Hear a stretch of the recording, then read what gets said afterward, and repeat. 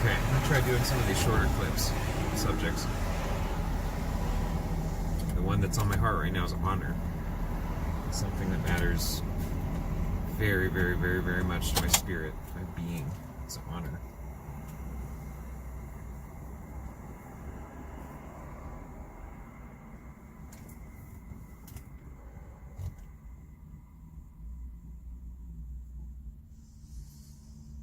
To give honor where honor is due.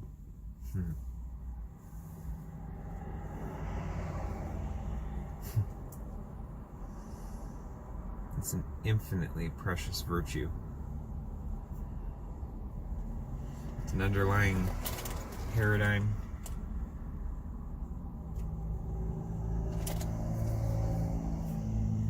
It's an underlying foundational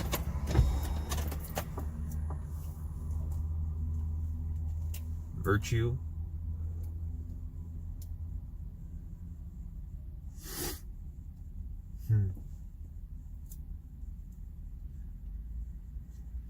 It's like, oh, should I save the story for the climax at the end, or just start with this? Maybe I'll start with it and flow into it. So think of Lord of the Rings, The Return of the King movie at the end. And you've been through the whole epic saga with them, with Aragorn, with Arwen, with the hobbits, with all of them. And they all play their own roles, right? They're honored for who they are, for what they do, for the parts they play. For the dwarves and for their strength and their robustness and their craftsmanship. For the elves, for their incredible beauty and elegance, but also the fiercest and most beautiful, fluid warriors of all history in that world. For the men who rule Middle Earth at that time in that season, which we're in. And no, it wasn't always like this. Elves used to rule. Orcs used to rule. Metaphorically, probably literally. Like I said, I've said before, the last 6,000 years is just the most recent iteration. What a beautiful history that's unfolding, even in archaeology today. Just get off of mainstream. I watched a documentary. I was over, my grandma was watching a documentary. I was over at her place and she was watching through A&E or whatever, and it was on the Roswell crash. It was driving me nuts.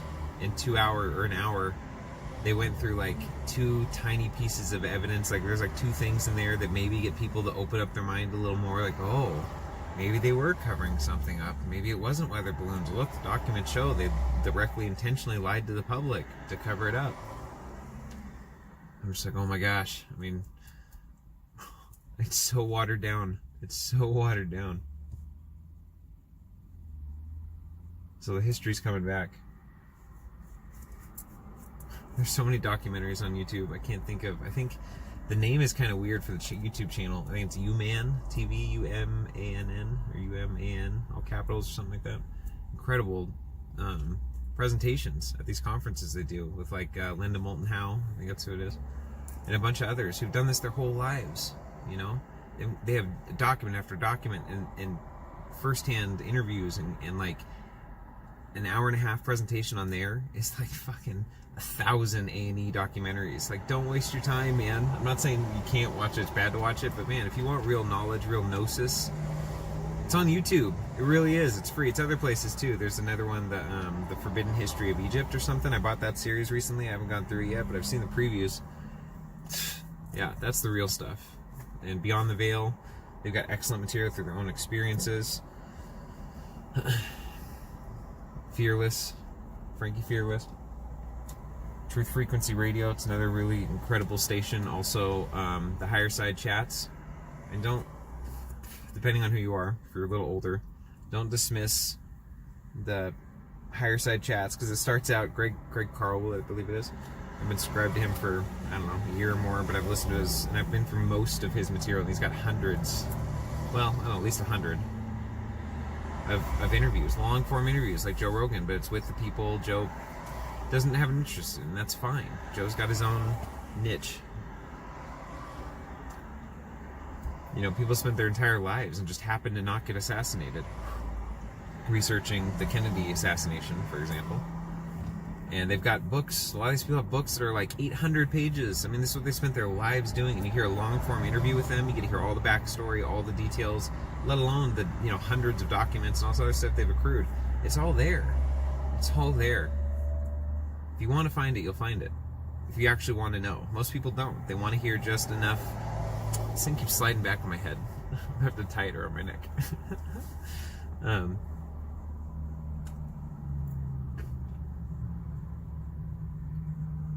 Most people just want to hear their confirmation bias. They want to hear one piece of evidence that 9/11. Oh, see those 1,000 architects that, you know, started this against 9/11 or Truth for 9/11 Act. They take one piece of evidence that they present and then they put it in another light. See, they don't know what they're talking about. Really? Have you seen the documentary they put out with dozens of pieces of evidence? And they have their own conclusions about it. But for me, that's another thing to be like, you don't have to, just because you don't have to know what the actual answer is to know 9/11, what they've told us about it is bullshit.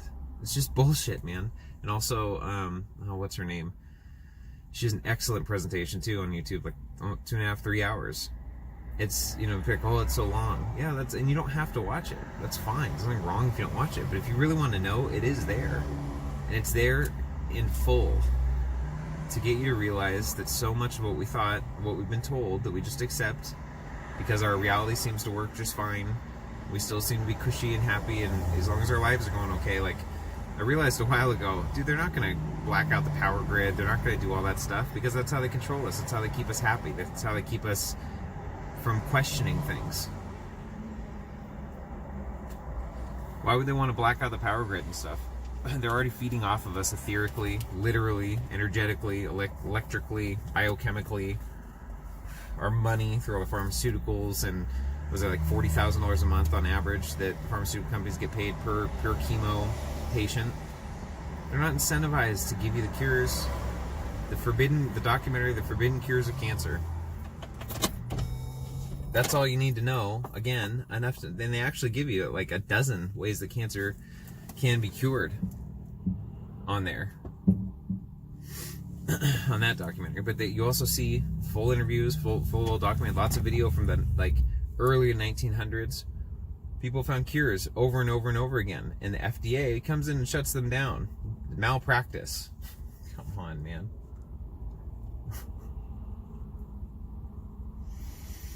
So much history that's going to come out. And here's what's the most important about that. Not another documentary. That should awaken you to your own DNA memories. It's inside your own body. Okay, either I tie this and I look really goofy, and then you just have to get over that and not let that bother you and just listen to the information I'm sharing and hear how it resonates with your heart and not what I look like. Or I take it down and whatever. I'm going to tie it. Just to fuck with some of your paradigms.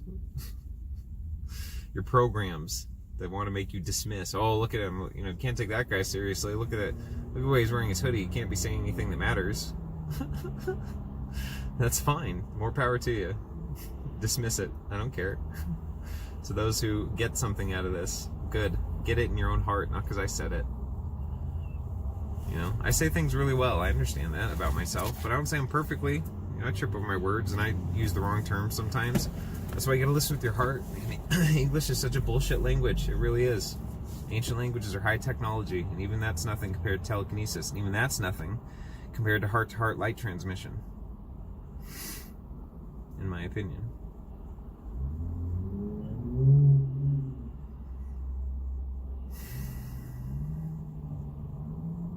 Honor is such a foundational internal heart construct. Beautiful people within religions honor each other. And outside of the agenda where the Pope wants to unite the world in one world religion to bring about the prophecies of Revelation, which is all bullshit, guys. It's all bullshit. There's beautiful esoteric metaphorical truths in there, the 7 churches and the 7 chakras, and really, there's really beautiful facets of truth in there, for sure. But the main one they want you to believe, they got most Christians hook, line, and sinker on, and me for a long time. I don't want to go too much into that because there's really crazy things. Like, that should have happened in 2016 and in 2017. Those were like the two times that they had the most belief system in those constructs around the world, that Yahweh should have returned. Christ, the physical Christ, should have returned. The fake Christ, if you will. There's a real Christ. I'm not denying that. But the realist Christ, the realist, is the physiological Christ in you, in your actual sacrum, kundalini rising, creating neurogenesis in the brain when you're not indulging in the 7 sins and causing acidity in your body and cerebral spinal fluid, so that seed that's released from your pineal gland and pituitary gland that goes down your cerebral spinal fluid, down into your sacrum, comes back up, and it's causing a consistent, constant neurogenesis in your brain to awaken you to you.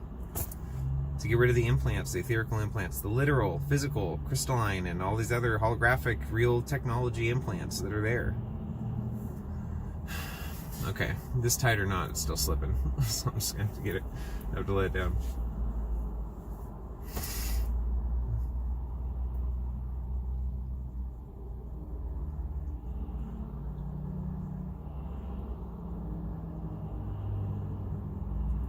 Timelines are magnetic. The constructs deleted. Think about, here's a good one. This is a good example, I feel like. H.G. Wells. I think it's H.G. Wells, right? Who did back in like the 1800s, even wrote about spaceships and going to the moon and that kind of stuff. And for the consciousness in the world at that time, that was just, most people hadn't even, they're still dealing with like steamships and steam trains and all that stuff. Like, most people aren't even considering or care about or even thought about going to the moon and ships that go to the moon, that kind of stuff. But just by writing it, actually bringing into 3D, he created a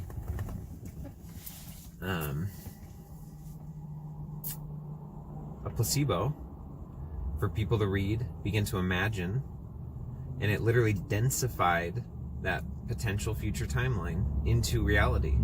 That was a big reason they could do what they did. They could pull on those etheric energies of the collective belief of everyone, because it invades the collective unconscious. It invades even the conscious, begins to spread. The book gets popular, That's why, on some level, absolutely, ideas can be dangerous. There's going to come a time where we're going to literally have to choose to forget the reptilians and them ruling the earth and all this stuff. Put it out of our consciousness because it feeds those timelines. And there's sacred ways, I believe, that you can recall those things for history to teach the children of what happened and to not repeat it, for sure. But it doesn't have to permeate the subconscious, because it can create fear in those who don't understand.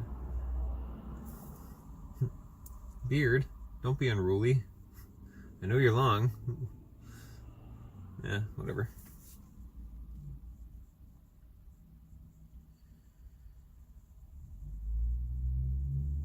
So those in the church that honor other religions, other denominations that are ardently opposed. When my wife and I got married a long time ago, I called 50 different churches. 50. Because at the time, I believed very much what the Bible said, that homosexuality was a sin. I loved homosexual people. That wasn't a problem. But it was just like, I didn't believe that was truly biblically accurate. And that was always this place of tension in me, because it's like, gosh, how do you love them without judging them? And then you get this construct inside of yourself that's like a shield that says, oh, well, it's not, I love them, but it's the Bible that says it's wrong. So, like when in Washington State, when we were voting for the legalization of gay marriage, I haven't voted for a long time. I don't think I voted then either. Got fed up with that system early on. And, well, you have to vote for something. No, you don't. No, you don't. Imagine if everyone stopped voting, the system would fall apart. You're literally giving your energy at the election station, EL, electric. You're giving your electric life force energy.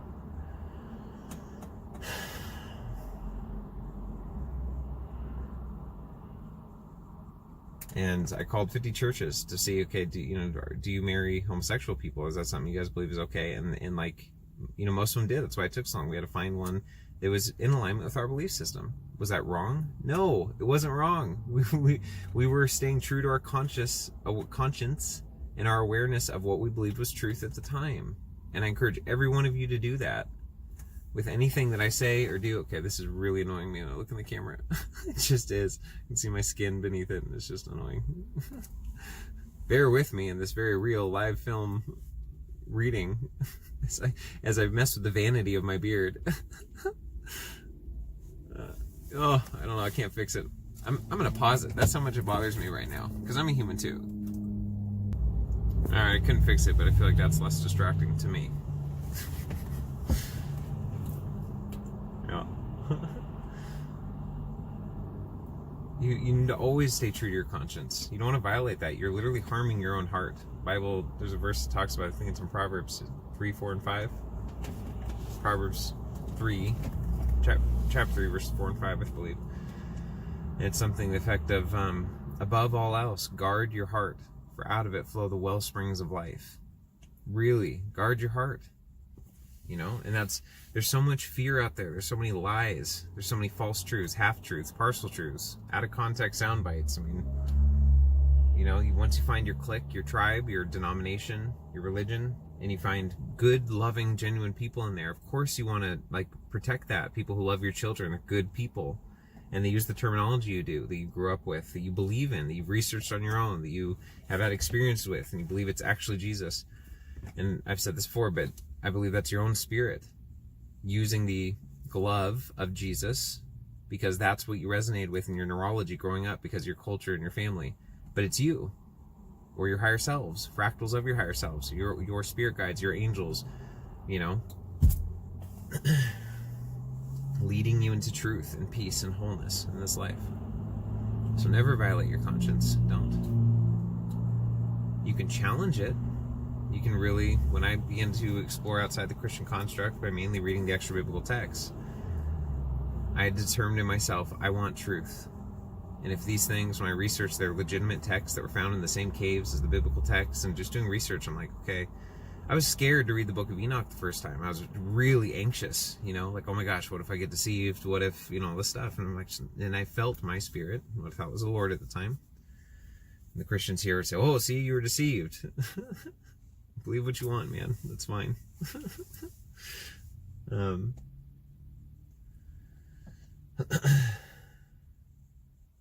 felt my spirit applying this now understanding filter back on that time. Say, trust me. Do you trust me? Well, yeah. Okay.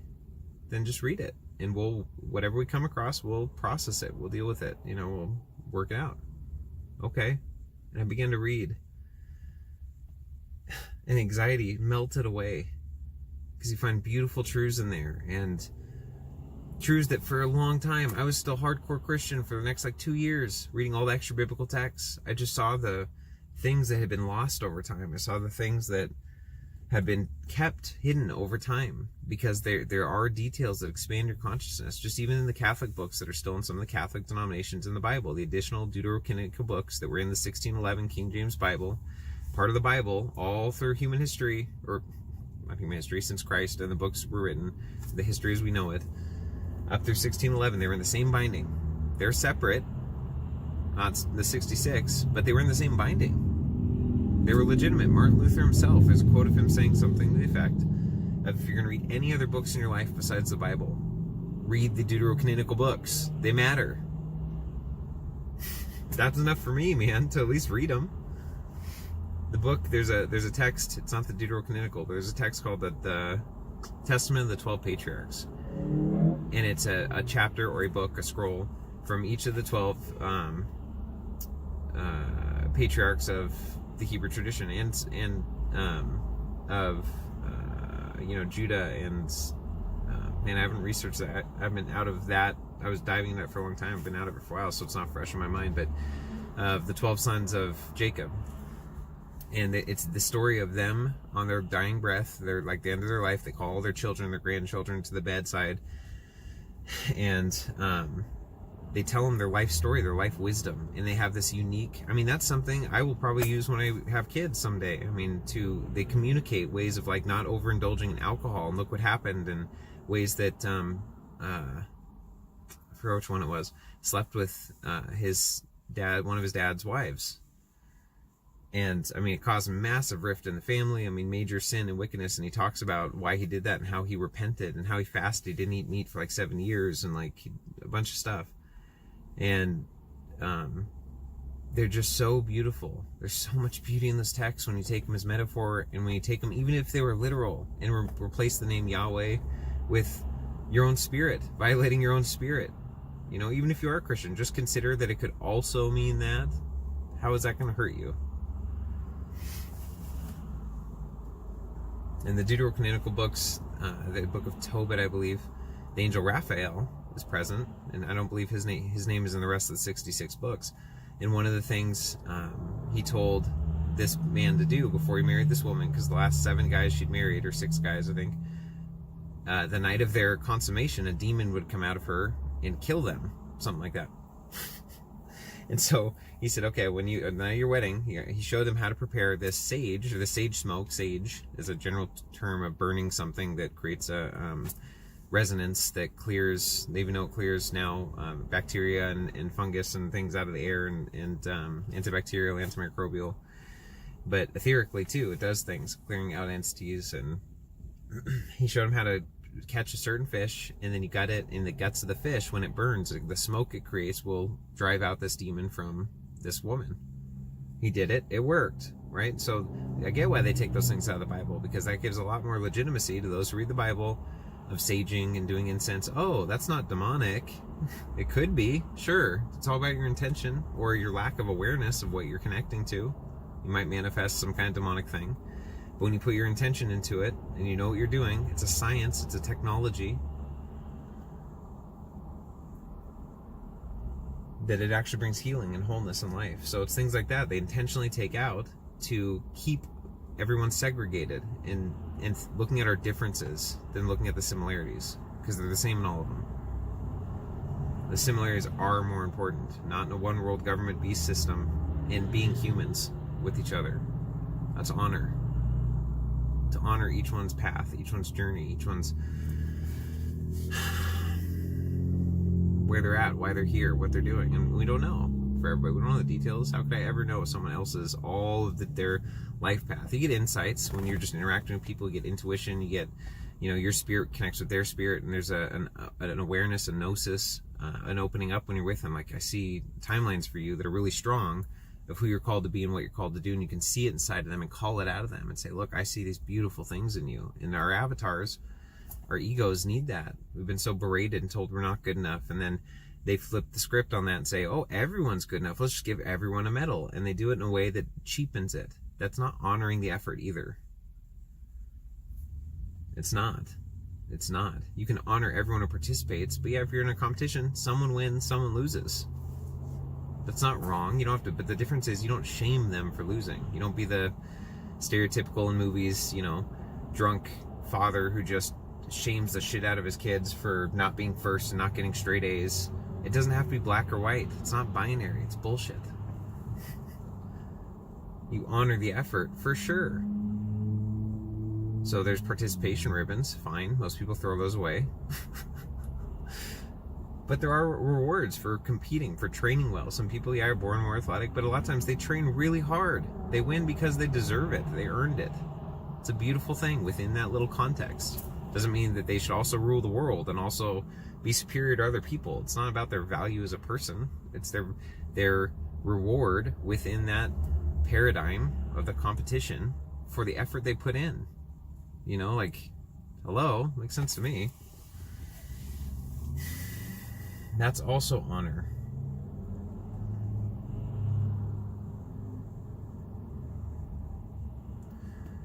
When you increase in knowledge, you have to increase in temperance. That's wisdom. You apply the right truth at the right time in the right way with the right heart, because you care. You care about meeting people where they're at. You care about not overwhelming people. You care about honoring parents when you share anti-vaccine stuff with them. What if they had just vaccinated their kids and you're just pouring this stuff on them in a way like, you need to see this, look what you did to your kids. Like, oh my gosh, fuck you. What an asshole.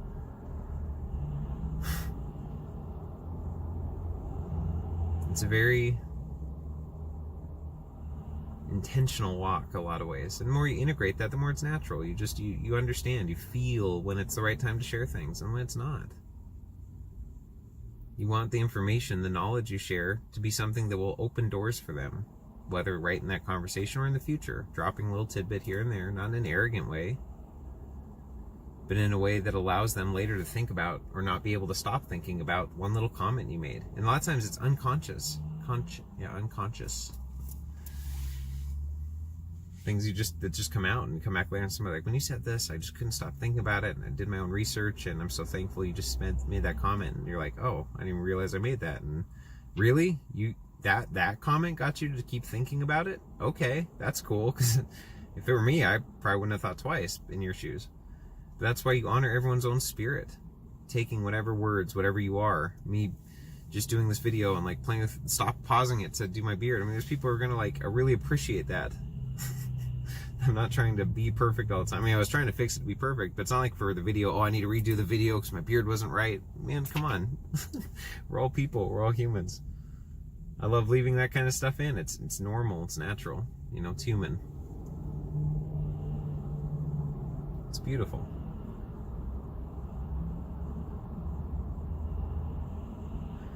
For the sake of trying to keep this short, mine was at 30 minutes.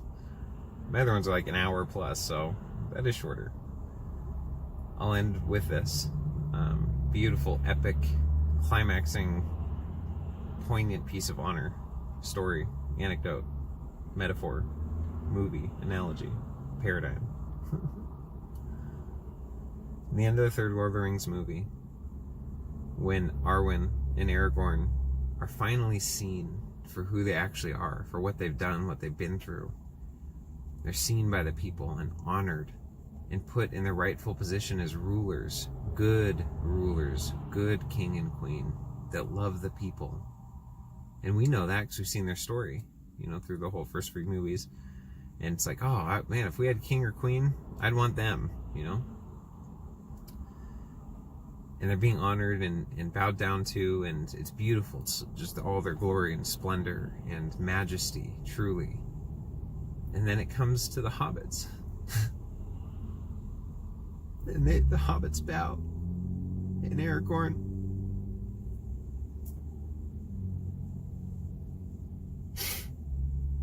just has a gut reaction.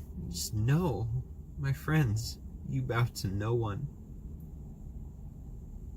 And they bow, the king and queen bow, and the whole kingdom bows to the least of these among them. That is a beautiful, perfect, flawless example of a cycle of honor.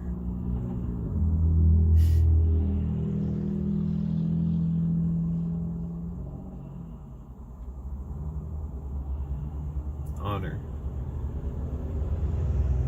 To give weight to someone or something. When you spend time with them, you're giving weight to the value of them as a person. You're taking the time just to go to lunch with them, to be with them. Now, we all have people go to lunch with us that they're not even present. They're on their phone, they're doing whatever. And there's casual friendships where you're, you know, that's fine, you're both on your phone, but you are connecting. You know, there's levels of honor. And it's not always typified in some, making sure you're giving full eye contact the whole time in a conversation. But there's other times that is infinitely valuable. There's so many people, homeless people and things, that's why I really enjoy and appreciate whenever it was I developed kind of the stance I have on all that. I don't just give money out.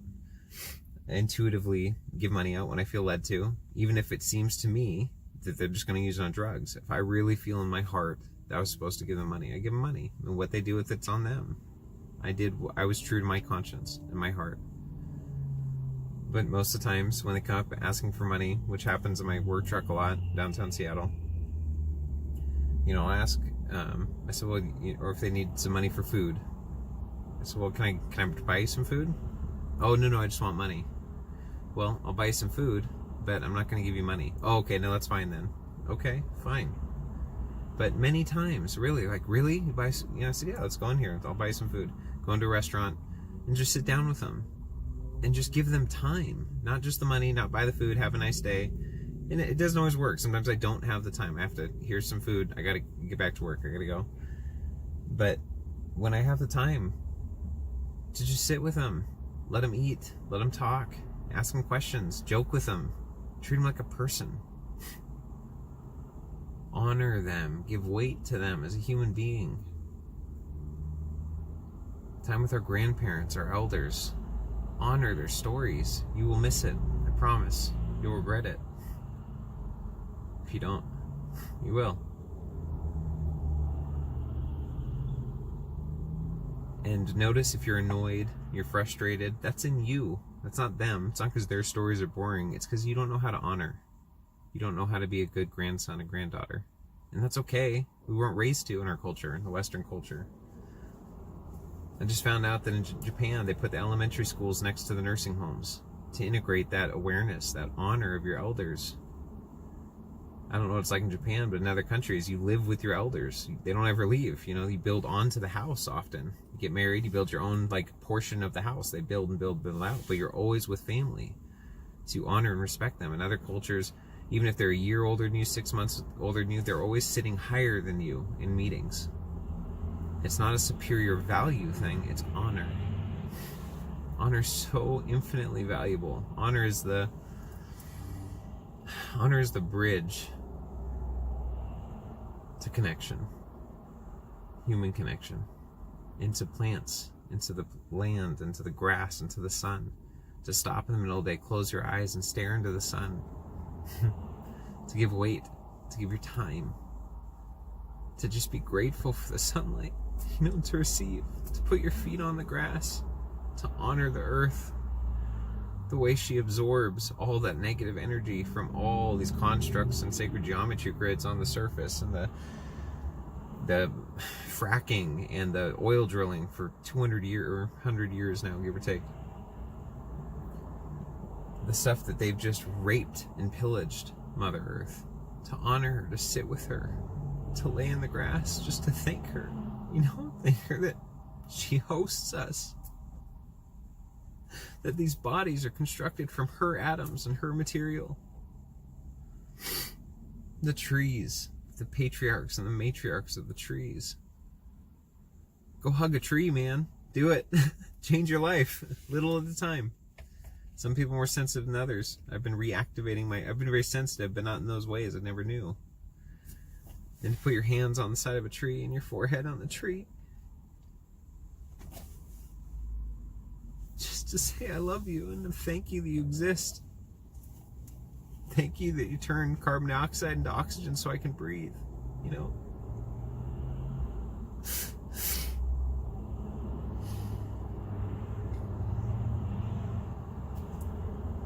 Smoke stinging my eyes again.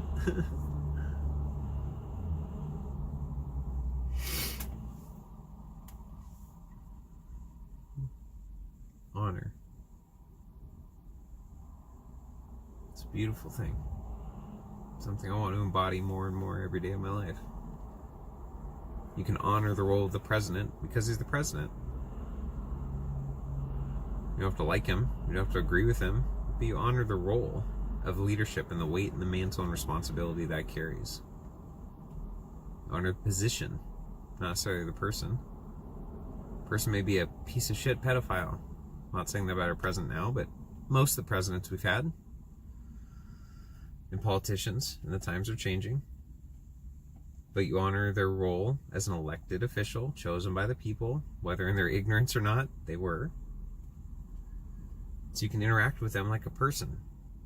Don't have to agree with them, don't have to go along with agendas, don't have to vote for them. You honor the grocery store clerk because they're doing a job, man. Doing a job that they may want to do something different, but that's where they're at in their life. Maybe they've been there for 20, 30 years, and they're happy, or they're not.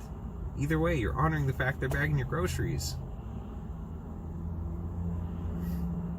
You honor every meal that's cooked for you because they took the time to do it.